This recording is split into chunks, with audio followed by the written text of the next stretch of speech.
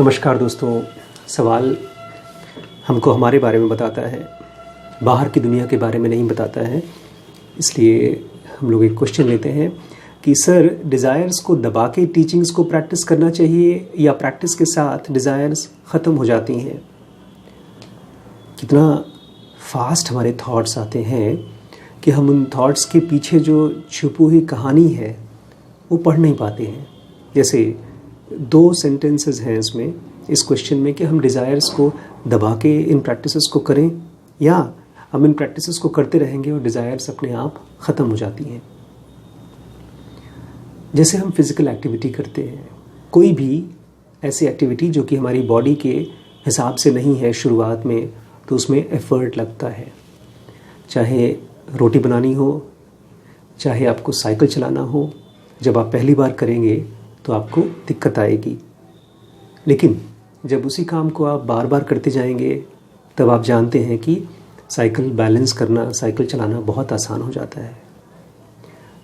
ठीक ऐसे ही जब भी हम अपने डिज़ायर्स के ऊपर काम कर रहे हैं तो उनको समझना होगा, उसको बहुत ध्यान से, गौर से स्टडी करना होगा।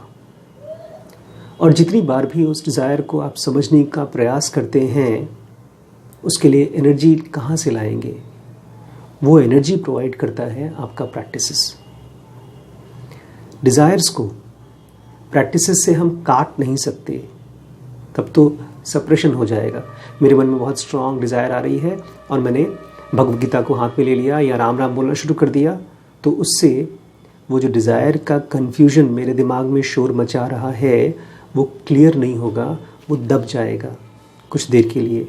साथ ही साथ एक तरह का फियर भी क्रिएट होगा, क्योंकि अब हमको लगने लगेगा कि मैं तो इतना इस लायक हूँ नहीं कि इस डिज़ायर से फाइट कर सकूँ, इसलिए मुझे मंत्र जप का काम करना पड़ेगा या कोई और प्रैक्टिस करनी पड़ेगी।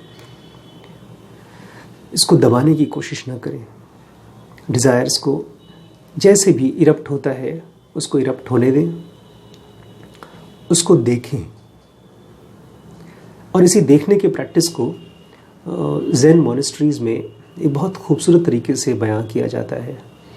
उन्होंने एक बहुत खूबसूरत पेंटिंग का सेट बनाया है, जिसमें कि पहली पेंटिंग में एक गाय की पूंछ दिखाई देती है या बैल का पूंछ दिखाई देता है, दूसरी में पूंछ और पैर दिखाई देते हैं, तीसरी में ट्रंक, चौथी में उसका पूरा का पूरा धड़, फिर बाद में उसका सर और पूरी गाय, और धीमे धीमे गाय छोटी होती जाती है। ये प्रैक्टिस यही बताती है कि शुरू में जब हम अपने डिज़ायर्स को देखने की कोशिश करेंगे तो वो हमको बहा ले जाएंगी। हम बिल्कुल नहीं देख पाएंगे, हम बहुत पीछे से देख पाएंगे गाय की पूंछ या तो उस भैंस की पूंछ जो डिज़ायर्स हमको मार करके, हमको हरा करके, हमको थका करके चली गई, बस उसको पीछे से देख पाएंगे कि हाय राम, इस डिज़ायर ने तो मुझे कहीं का नहीं छोड़ा। लेकिन अगर आप पीछे मुड़ के डिज़ायर की पूंछ देख रहे हैं तो एक बहुत बड़ी घटना हो रही है। अचानक से आपने भागना बंद कर दिया डिज़ायर से, अब आप उस डिज़ायर को समझना चाहते हैं। दोबारा जब डिज़ायर आएगी तो फिर जिस समय आपके अंदर में डिज़ायर के साथ फाइट चल रही है, जिस समय डिज़ायर आपको कुछ करवा रही है, उसी समय आप देख पाएंगे। अच्छा, डिज़ायर्स को अगर आप देख पाएँ तो एक बड़ी कमाल की चीज़ होती है, बहुत ही कमाल की चीज़ होती है कि ज़्यादातर डिज़ायर्स जो कि अननेसेसरी हैं वो ड्रॉप हो जाती हैं। डिज़ायर्स तभी हमारे को ग्रिप करके हमसे वो काम कराती हैं जब तक कि वो हमारे बेहोशी का हेल्प ले सकें। हम शॉपिंग करने जाते हैं, मान लीजिए दुकान में, और वहाँ पर किसी प्रोडक्ट के लिए 50% डिस्काउंट लिखा है या 90% डिस्काउंट लिखा है, तो अचानक से हमको मन करता है हम चले जाएं, कुछ ले आएँ, बिना ये सोचे समझे कि क्या सचमुच में उस सामान की हमको ज़रूरत भी है। तो वो जो 80%, 90% या 100% डिस्काउंट की बात की जाती है, बहुत से लोग जैसे बिजनेसेस में भी करते हैं कि आप हमारे बिज़नेस को ज्वाइन कर लीजिए, आपको फ्री में ज्वाइन करने को मिलेगा, कोई पेमेंट नहीं करना पड़ेगा। तो हम ये नहीं पूछ पाते अपने आप से, क्या सचमुच में मुझे इस काम की ज़रूरत है या इस सामान की ज़रूरत है? यही है अनअवेयरनेस, यही है इग्नोरेंस। लेकिन जब आप अपने आप से पूछना शुरू करेंगे कि जो मैं चाहता हूँ, जो मैं करना चाहता हूँ, जो मैं लाना चाहता हूँ, क्या उसकी सचमुच में अभी ज़रूरत है कि मैं बस लाना ही चाहता हूँ? मेरे लाइफ में बहुत सी चीज़ें अननेसेसरी ख़त्म हो गई।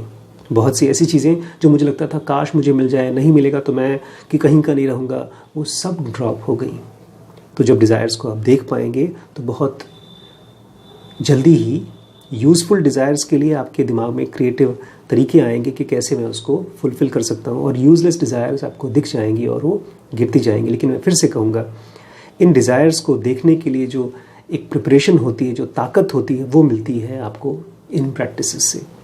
जब आप 3 स्टेप करते हैं, या रेगुलर टाइम पर सोना उठना, रेगुलर टाइम पर खाना खाना, या जो भी प्राणायाम बताए गए हैं ज़ेन योगा में, या जो भी ज़ेन योगा की प्रैक्टिसेस बताई गई हैं, जब आप उनको करते हैं तो आप देखेंगे कि आपको डिज़ायर्स को देखने के लिए 100 वाट का बल्ब की तरह की लाइट दिखती है, ब्राइट सनलाइट की तरह आप देख पाते हैं।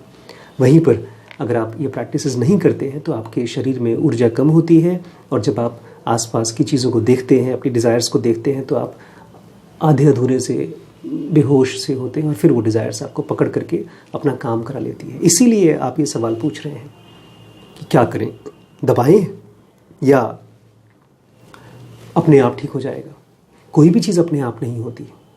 अपने आप शरीर काम कर रहा है। ये शरीर एक बहुत स्ट्रांग बहती हुई नदी है जो नीचे की तरफ जा रही है, और ये जो स्पिरिचुअल जर्नी है ये ऊपर की तरफ की जर्नी है।